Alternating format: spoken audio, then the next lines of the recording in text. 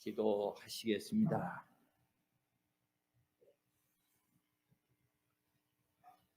좋으신 하나님, 우리로 예배자가 되게 하여 주시고 하나님 앞에 영과 진리로 성령님 의지에서 예배하게 하심을 진심으로 감사합니다. 주시는 은혜가 있어 성령님 의지할 때에 믿음의 큰 그릇도 예비하며 이제 하나님의 말씀 영의 양식을 사모합니다. 차고 넘치도록 허락해 주시되 하나님의 뜻이 온전히 우리의 심령에 새겨지게 하시고 우리의 삶의 자리까지도 인도함 받게 하시옵소서. 다시 한번 기도합니다. 이 시간 성령님 충만한 은혜로 함께해 주셔서 영으로 눈을 떠 하나님을 배우게 하여 주시고 귀가 열려 하나님의 음성 듣게 하시옵소서. 연약한 종 사용하십니다. 오직 참된 진리만 선포하는 복음의 나팔수로 쓰임받게 하시옵고 하오나 말씀하시는 분은 아버지 하나님이심을 인정합니다. 우리 주 예수 그리스도의 이름으로 기도합니다. 아멘. 오늘 말씀은요, 여러분들이 정말로 잘 따라오셔야 합니다. 이 제목부터가 심상치 않지요? 시기 나게 하신다. 여러분, 이게 세상적으로도 거부감이 되는 제목입니다. 맞습니까? 요것만 딱 생각하면 아니, 어떻게 저런 제목이 있어? 아니, 하나님의 사람들을 시기 나게 만든다고? 이럴 수 있잖아요. 벌써 제목부터가 심상치 않습니다. 그렇지요? 잘못 그냥 딴 생각 하시다가 받으시면 오해하기 딱 좋고요. 하나님의 말씀이 왜곡되고 굽어집니다. 그래서 집중해서 잘 따라오셔야 하고 또 저도요, 딴 길 가지 않도록 하나님의 말씀을 지금 성경이 보면 로마 바울 사도가 구약의 성경의 이 구절들을 예를 들어가면서 인용을 해가면서 전하고 있기 때문에 저도 차곡차곡 따라가면서 딴 길 가지 않도록 말씀을 전하도록 하겠습니다. 자, 일단 오늘 말씀 속에서 지금까지 우리가 쭉 전개해 왔던 것을 잘 정리를 하고 들어가셔야 되는데 앞서서 우리가 택함을 받은 소수가 있다. 안타깝게도 택함을 받은 자들은 하나님께 택함 받은 자들은 소수이다라고 하는 것과 그 외에 남은 자들이 있는데 그러니까 택함 받은 자들 말고 그 외에 남은 자들이 있는데 그들은 완악하여진 다수다. 이거였습니다. 여기에 이제 오늘 말씀도 관심을 기울이고 있는 건데 그래서 중심점은 사실 어느 절이냐면 11절입니다. 11절로 가보면 그들이 넘어짐으로 구원이 이방인에게 이르러 이스라엘로 시기나게 함이니라 이렇게 말씀하고 있어요. 자, 시기나게 한다라고 하는 것이 제가 임의로 제목을 정한 게 아니고 성경입니다. 항상 우리는 성경 중심, 하나님 주권 중심으로 믿음의 모습을 잘 정리하셔야 되고 말씀을 받을 때에도 우리의 고정관념과 생각은 내려놓는 게 좋습니다. 하나님이 말씀하시는 대로 인정하는 것이 참 믿음이고 저도 그대로 선포하는 것이 진리를 선포하는 것이거든요. 분명히 이스라엘은 하나님의 백성들인데 이 이스라엘로 하여금 하나님이 시기나게 하셨다는 거예요. 일단 정리하면 누구를 시기나게 하셨다는 겁니까? 그들이요 평상시에는 개처럼 취급했던 이방인들이라고 말했던 그들을 시기나게 하셨다는 거예요. 참 아이러니죠. 하나님의 은혜와 복을 받고 선택된 민족이라고 하는 하나님의 백성들이 자기 자신들이 버림받았다고 말하고 개처럼 취급했던 이 이방인들을 보면서 시기나게 하신다는 거예요. 먼저 꼭 정리가 돼야 되니까 집중해 보세요. 무엇 때문에 이방인들을 시기나게 하신다는 거예요. 그 이유가 분명하셔야 합니다. 다른 거 아니에요. 한마디로 표현하면 구원 때문에 그렇습니다. 하나님의 자녀들이고 선택받은 하나님의 백성들이라고 하는 이스라엘은 자신들이 의에 이를 줄 알았는데 자신들의 열정과 하나님이 이스라엘로 삼아주셨으니 의에 이르고 구원에 이를 줄 알았는데 다수가 버림받고 자신들이 개처럼 취급하고 구원이라고 하는 것은 없을 줄 알았던 이방인들이 구원을 받는다 말이죠. 그래서 자신들은 버림받고 구원받는 이방인들 때문에 시기가 난다는 거예요. 그런데 성도 여러분, 이걸 그냥 머릿속에만 그리시면 안 됩니다. 왜 그러냐면 일단 이스라엘도 오해했어요. 하나님의 말씀을 자기들의 생각과 자기들의 고정관념, 세상적인 욕심의 눈으로만 바라보니까 하나님의 말씀을 하나님의 말씀으로 보지 못하고 자기 자신들이 보고 싶은 것만 보고 듣고 싶은 것만 들으면서 하나님의 말씀 진리를 왜곡했어요. 오해했어요. 제대로 받아들이지 않았어요. 성경에, 특별히 그들이 성경으로 인정하고 있는 구약 성경에 이방인의 구원이 있습니까? 없습니까? 하나님은요, 얼마나 철저하게 이방인의 구원을 말씀해 오셨는지 몰라요. 여러분, 그들이 믿음의 조상이라고 말하는 아브라함에게 첫 번째 주신 말씀도 뭐였습니까? 너를 복의 근원으로 삼지만 무엇을 위한 복이라고 말해요? 만민에게 임하는, 즉 이방인들도 다 하나님의 복을 받을 자들이고 오늘 하나님의 참복은 구원인데 이 구원 얻을 자들이라고 선포했고 누누이 많은 예언자들과 선지자들을 보내서 너희들보다 오히려 하나님의 이방인의 구원을 원하고 계시다는 것을 그렇게 선포했음에도 불구하고 이스라엘 백성들은 하나님의 말씀인데 귀를 닫았어요. 눈을 닫았어요. 그리고 자기들이 보고 싶은 것만 보고 듣고 싶은 것만 듣다 보니까 하나님의 말씀을 오해했어요. 왜곡시켰어요. 그러자 하나님께서요, 급기야 그런 이들에게 이제 다시금 볼 수 있도록 하시고 들을 수 있도록 하시는데 하나님이 이미 말씀하신 것이 이방인들에게 이루어져 가는 것을 보게 하면서 그들은 아차하고 이제 와서 무엇하게 하느냐? 시기나게 하셨다는 거예요. 이게 놀라운 거예요. 하나님의 섭리이고 참 은혜가 돼요. 자, 그러면 구체적으로 이제 좀 따라가 보십시다. 이것을 잘 정리하시고 들어가 보시면, 자, 7절 말씀, 7절. 자, 7절 말씀을 함께 읽겠습니다. 그런즉 어떠하냐? 오직 택하심을 입은 자가 얻었고 그 남은 자들은 우둔하여 졌느니라. 자, 오늘 이 7절 말씀이 세 마디로 정리가 됩니다. 일단 이스라엘은 구하는 그것을 얻지 못했다 이렇게 말씀해요. 이건 이제 9장에서 우리가 살폈던 내용인데 9장 31절로 가보면 의의 법을 따라간 이스라엘은 율법에 이르지 못하였으니 그랬습니다. 그들이 원했던 것은, 그들이 구하는 것은 의를 이루는 것인데 이 율법을 통해서 이루는 것이었지만 결국은 얻지 못했다, 이루지 못했다 이렇게 말씀하고 그것을 다시 상기시켜 주고 있는 거예요.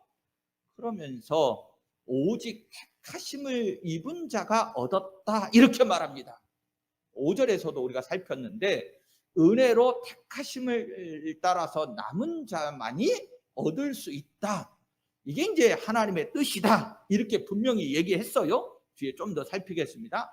그리고 세 번째 마디가 그 외에 남은 자들은 우둔하여졌다 이렇게 성경이 말씀해요. 이제 우둔해졌다는 것은 의학적인 용어인데요. 어떤 의미냐면 우리 왜 굳은 쌀이 배기면 이 감각을 느끼는 것이 예민해지지요. 아니, 무뎌지지요. 그렇지요?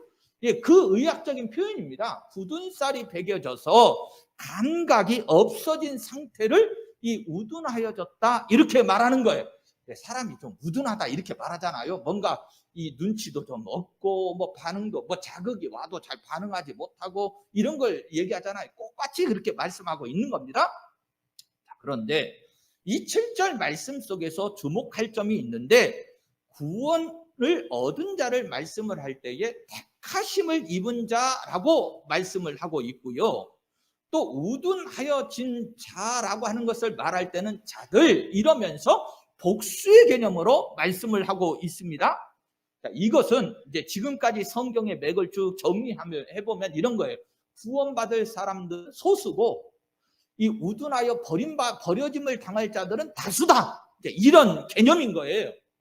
자, 이 개념은 성경의 전체적인 맥이기 때문에 조금 정리해 드리겠습니다. 일단 예수님 당시에 어떤 사람이 찾아와서 질문을 합니다. 누가복음 13장 23절에서 24절에 보면 주여 구원을 얻을 자가 적으니까 그러면서 물어요.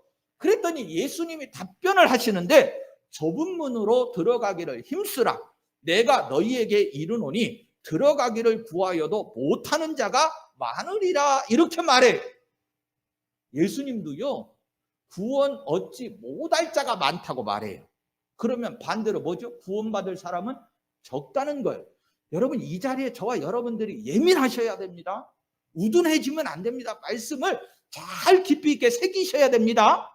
이 말씀이요 그냥 나온 말씀이 아니에요. 이미 앞전에 이미 하나님께서는 구약시대의 아주 대표적인 큰 사건 출애굽이라고 하는 사건을 통해서 이 사실을 우리에게 깊이 있게 예표로 삼게 하셨는데 이 내용을요 히브리서 3장 18절에서 19절 말씀에 가보면 또 하나님이 누구에게 맹세하사 그의 안식에 들어오지 못하리라 하셨느냐 곧 순종하지 아니한 자들에게 아니냐 이러 보건대 그들이 믿지 아니하므로 누룽이 들어가지 못한 것이라. 그러면서 출애굽 당시에요 여러분 이스라엘 백성들이 성경상으로만 그저 계수된 인원으로만 해도 60만 명이 출애굽을 했습니다.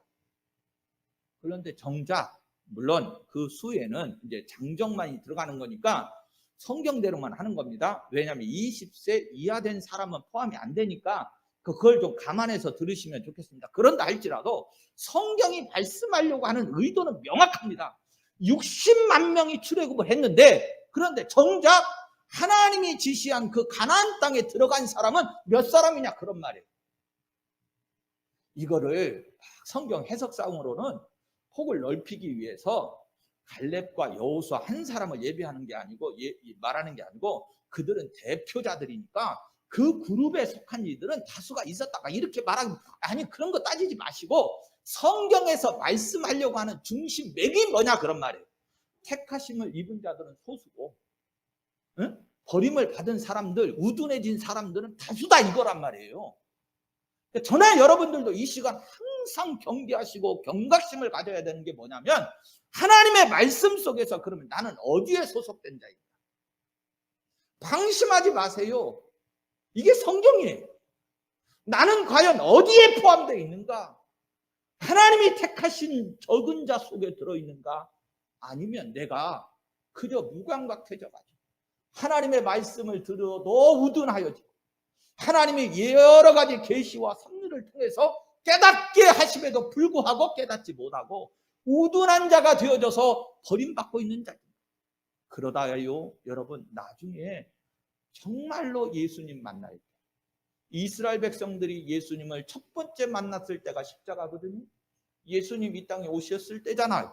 그때 우둔하여져서 성경이 말씀하고 있는 분이 예수님이시라고 하는 사실을 깨달아 알지 못해서 우둔하여져서 하나님이 그렇게 이스라엘 백성들에게 말씀하시고 주셨음에도 불구하고 우둔하여져서 깨닫지 못해서 예수님을 인정 안 함으로 말미암아 구원이 이방인에게 이르게 되어서 또다시 우리가 예수님 만날 날이 옵니다. 예수님 다시 오신다 그런 말. 그럴 때 우리는 다수에 들고 선택받은 이들은 소수에 들어서 시기하는 날이 또 이룰 수 있어요. 이르러요. 그래서 저와 여러분들은 끊임없이 경계하셔야 돼요. 그런데 이 말씀을 엄중한 경고로 받고 이제 8절로 넘어가 보겠습니다. 자, 8절 말씀도 같이 읽습니다. 기록된 바 하나님이 오늘까지 그들에게 혼미한 심령과 보지 못할 눈과 듣지 못할 귀를 주셨다 함과 같으니라. 아멘. 일단 이 말씀은요 8절과 10절까지 이어지면서 구약 성경 속에서 큰 틀 속에 세 부분의 구절들을 인용을 해 와서 이제 자유롭게 논증을 하고 있는 부분인데 먼저 제가 여러분들께 경계를 삼을 게 하나 있습니다. 집중하시라고 했어요. 자, 여기 보시면 그들이 혼미해지고 보지 못하고 듣지 못하고 이런 것들의 이 문제가 어떻게 이루어졌다고 말하냐면 성경이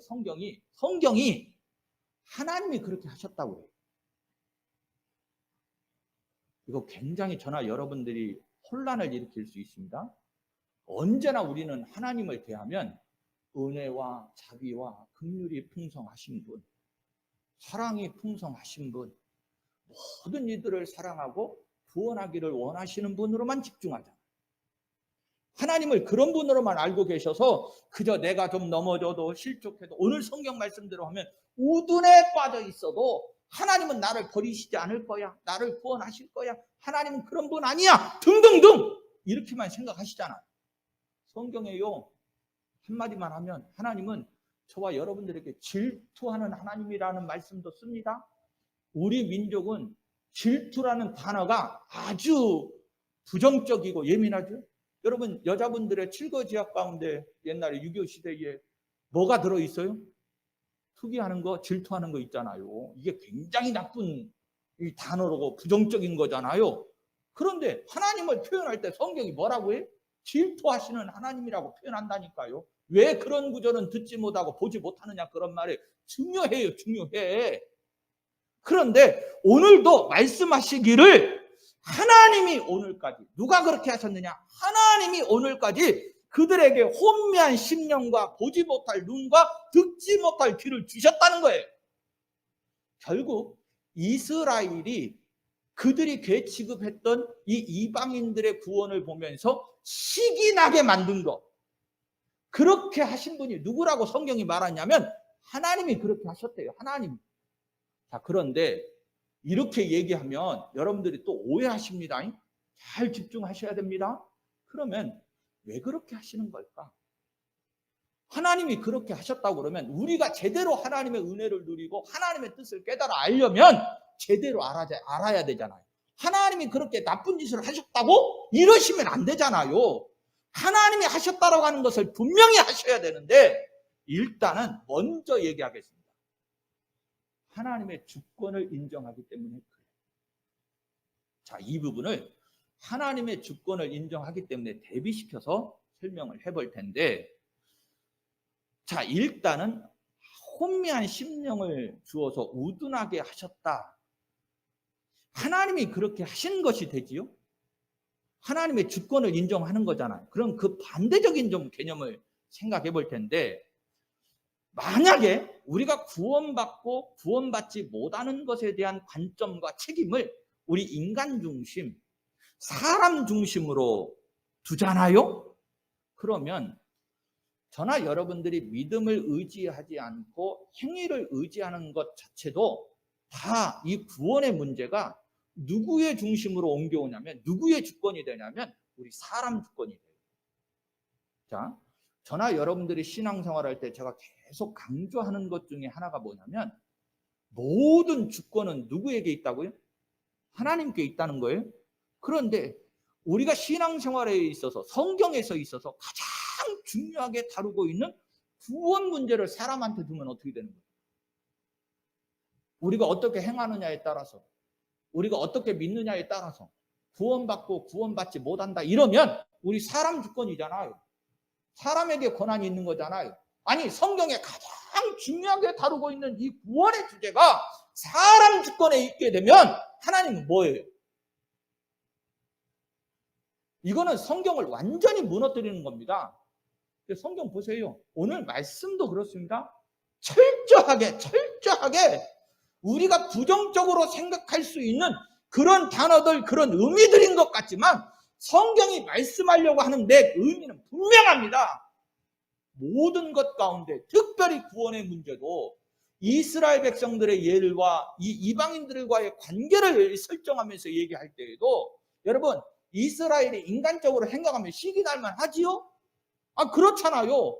자기 자신들만 선택받은 백성인 줄 알고 우쭐대고 살았는데 이방인들은 같이 동석도 안 하고 취급도 안 하고 사람 취급도 안 했는데, 아, 그런데 느닷없이 구원을 이루는 이들은 저들이네? 그러면 인간적으로 시기 날 거 아니에요.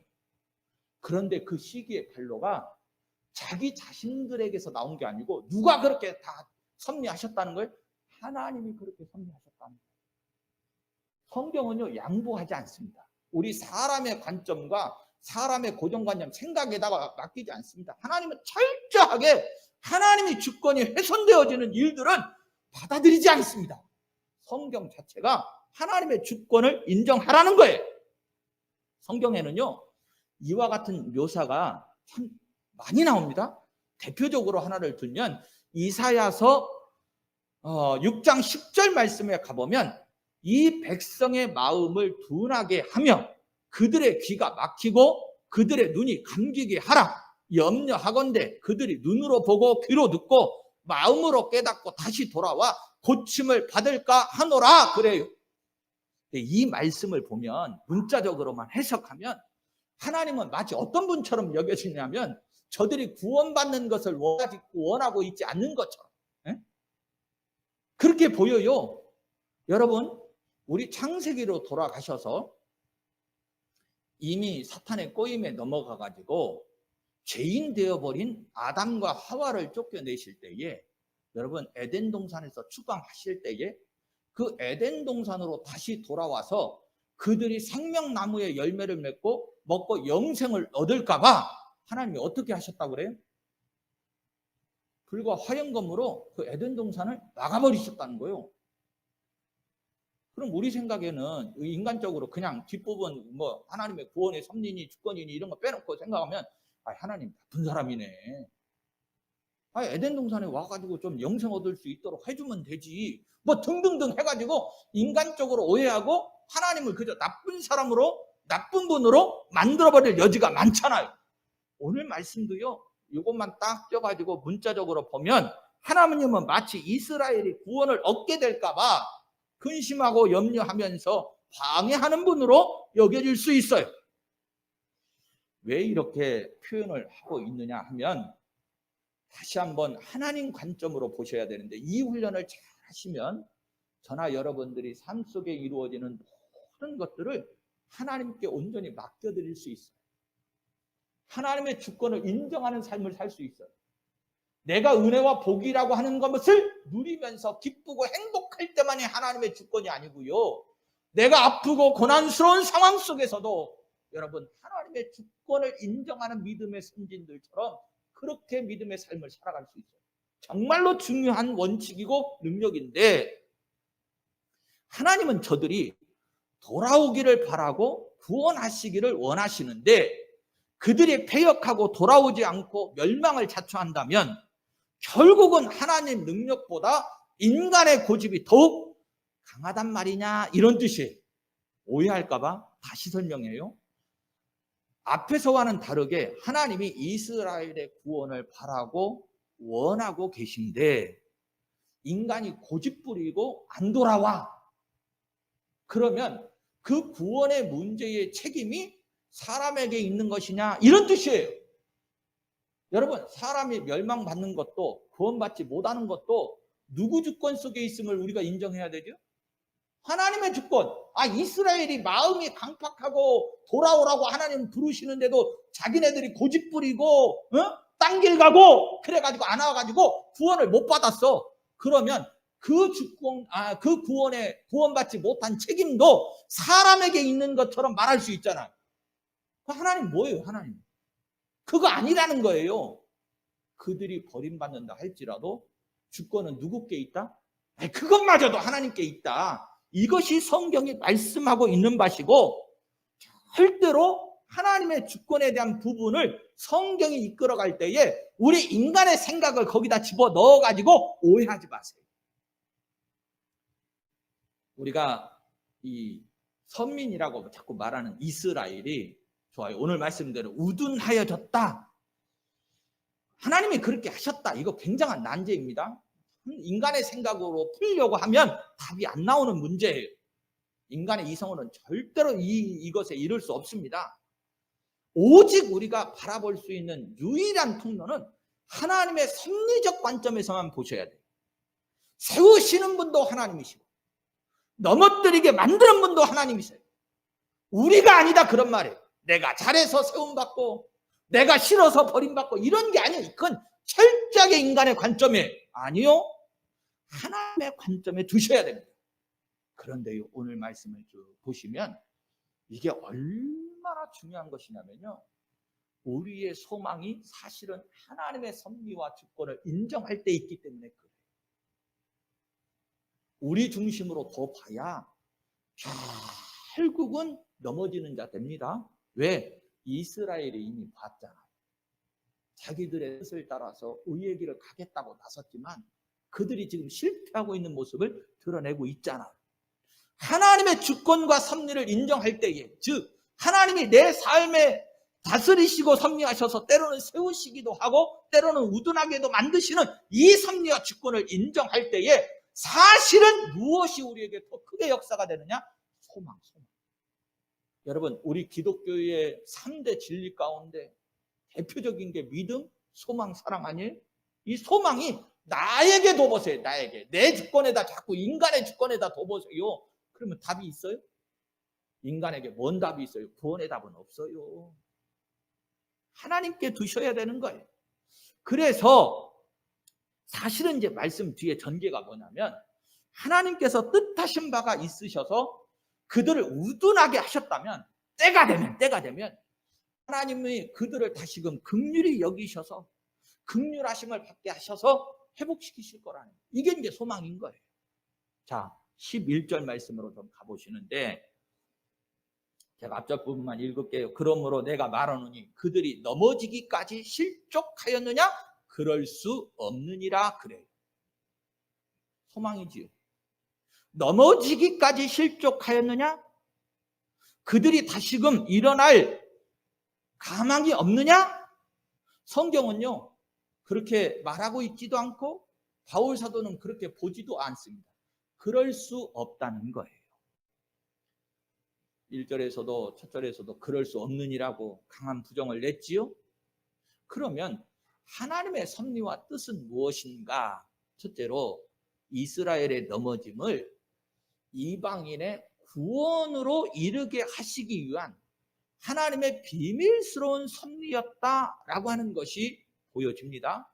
그래서 11절 뒷부분에 그들이 넘어짐으로 구원이 이방인에게 이르러 이스라엘로 시기나게 함이니라 그러면서 이스라엘이 시기나게 하신 이유가 뭐냐? 이방인이 구원에 이를 수 있도록 하시기 위해서다라고 하는 것을 먼저 전제를 해요. 즉 복음이 옮겨졌단 말이죠. 어디로? 이방인에게로 옮겨졌다는 거예요. 그런데 성경은 그걸로 끝 이런 게 아니에요. 옮겨져서 이방인들도 구원에 이르게 하시고 다시금 그 복음이 유대인들에게로 돌아오게 하려는 계획을 하나님이 갖고 계시다. 이게 바로 소망이다. 이렇게 말씀하지요. 여러분들 사람은요 참 그래요. 너무 현실주의고 우리 중심으로 가는데 대표적인 걸 하나 예수님 사건 속에서 이 구원의 섭리 속에서 좀 볼게요. 우리 사람들이 참 이 기적을 보면 놀라고 많이 따르고 쫓아다니잖아요. 그렇죠? 근데 이 당시 시대에 로마의 식민지로 살면서 배고픔을 겪고 있었던 가난하고 힘들었던 이 이스라엘에게 예수님이 보여주신 기적 가운데 예수님을 모셔다가 왕으로 삼고 싶을 정도의 기적이 나타났어요. 그게 오병이어잖아요. 오병이요. 그런데 한번 생각해 보세요.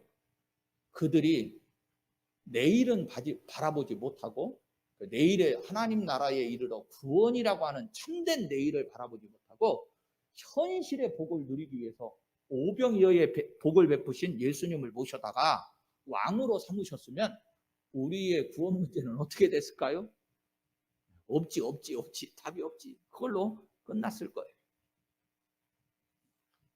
12절로 가보시면 그들의 넘어짐이 세상의 풍성함이 되며 하나님의 섭리가 왜 그들이 넘어짐으로 갔느냐? 그들이 넘어짐으로 인해서 세상이 풍성함이 되며 그들의 실패가 이방인의 풍성함이 되거든 이렇게 말해요. 1절부터 11절까지의 결론적인 비결인데 여기 풍성함이라고 그랬어요. 10장 12절에서도 주께서 모든 사람의 주가 되사 그를 부르는 모든 사람에게 부요하시도다 그래요. 그러니까 하나님이 예수님이 이스라엘 백성들만의 주가 되신 게 아니고 모든 사람의 주가 되사 만민의 주가 되사 만민의 부요함이 되셨다. 이렇게 말합니다. 이게 영적 부요함이죠. 그런데 유대인의 넘어짐으로 말미암아서 9장 25절에는 이렇게 되어 있습니다. 내가 내 백성 아닌 자를 내 백성이래. 사랑하지 아니한 자를 사랑하는 자라 부르리라. 이러면서 예언이 응하여져서 복음으로 말미암아 이방인들이 구원에 참여하게 되었으니 이것보다도 더 부유함, 풍성함이 무엇이 있겠느냐 그러는 거예요. 여러분, 우리의 관심과 하나님의 관심이 다르다는 걸 보셔야 합니다. 하나님은 오직 지금 최고의 관심사는 뭡니까? 회복시키시는 거고요. 하나님의 자녀들을 부르시는 거고요. 구원을 이루시는 거, 이게 더 풍성해지는 거예요. 그러면 우리가 이제 소수와 다수 문제를 다루고 있기는 합니다만, 여러분, 일단 한번 그냥 일반적인 상식으로 생각해 볼게요. 이스라엘이 큰 나라입니까? 작은 나라입니까? 소수 민족입니까? 아니면 거대한 민족입니까? 이스라엘, 팔레스틴이 가난이라는 곳이 우리 이 강원도만도 안 해요. 유대인들이 세계를 지배한다 어쩐다 그러면 엄청나게 그 숫자가 많은 것 같지만 인구가 조금밖에 안 돼요. 우리나라만도 안 한다니까. 우리나라만도 안 해요. 우리나라도 세계에서 작은 나라인데, 그런데 만약에 하나님이 선택받은 민족을, 선민을 구원하시려고 하는 것을 이스라엘에만 두셨으면 여러분 전 인류적으로 한번 보세요. 그것이 풍성해요? 작아요? 하나님은 그거 원하시지 않는다니까. 하나님은 구별하시는 게 아니에요. 이스라엘이라 또 이방인이라 구별하는 게 아니고 만민이 다 구원받는데 부요해지시기를 원하시는 거예요. 그러면서 그 속에 12절 뒷부분에 보면 하물며 그들의 충만함이리요 그러면서 이스라엘이 다시금 충만해지는 것을 하나님이 버리시고 원하시지 않겠느냐? 그럴 수 없느니라. 이방인들을 끌어들이시고 다시금 유대인들도 이스라엘도 다시금 그 구원의 자리에 부르시고자 하시는 것이 하나님의 섭리고 그것을 더하게 하는 것이 하나님의 뜻이라는 거예요. 그들은 이스라엘 유대인들을 가르치는데 결국은 실패와 실족을 통해서 이방인들의 구원에 부요함도 주셨다면 이스라엘이 하나님께 돌아올 때는 더욱더 큰 복이 넘칠 것이다. 충만하게 될 것이다. 이것이 바울이 바라보고 있는 믿음이에요. 그래서 하물며 그들의 충만함이리요 이렇게 말씀하고 있는 겁니다. 정리하겠습니다. 성도 여러분, 하나님의 주권을 인정하는 성도들이 되시기 바랍니다. 큰 틀 속에서 두 가지입니다. 하나님의 구원의 주권은 철저하게 인정하십시오. 내가 예수 잘 믿고 못 믿고의 구원의 문제를 두지 마십시오. 그러면 반드시 실패합니다. 모든 구원의 주권은 누구께 있다고요? 하나님께 주세요. 우리 자녀들, 내가 구원하기를 원하는 어떤 이웃들, 형제들, 가족들 다 생각하세요. 내 자녀들의 구원 문제도 여러분 우리 부모들이 좌지우지 할 수 있어요? 없어요? 없어요. 하나님의 주권이 그거 인정하세요. 그러나 구원의 자녀를 삼으신 이들을 통해서 하나님 나라의 상급을 쌓고 더 하나님 나라를 확장시켜가고 그리스도의 사랑을 나누게 하시는 것, 큰 믿음의 자리에 이룰 수 있도록 하는 것, 여러분 이런 것도 하나님의 주권의 섭리 속에 있지만 우리는 끊임없이 하나님을 의지하며 기도하고 하나님과 동역할 수는 있어야 합니다. 또한 이 세상을 살아가면서 거센 풍랑이 일기도 합니다. 그러나 그것마저도 하나님의 주권으로 인정하는 믿음으로 가십시오. 그러면 절대로 실족하는 사람이 되지 않습니다. 하나님의 섭리가 오히려 풍랑이 이는 바다의 겉표면만 있는 게 아니고 저 깊은 바닷속에 도도히 흐르고 있다는 것을 알게 되면 그 상황 속에서도 하나님의 섭리와 은혜를 경험하고 체험하면서 감사하는 성도들이 될 줄로 믿습니다. 하나님의 주권을 인정하는 성도들이 되시기를 예수님의 이름으로 축원합니다.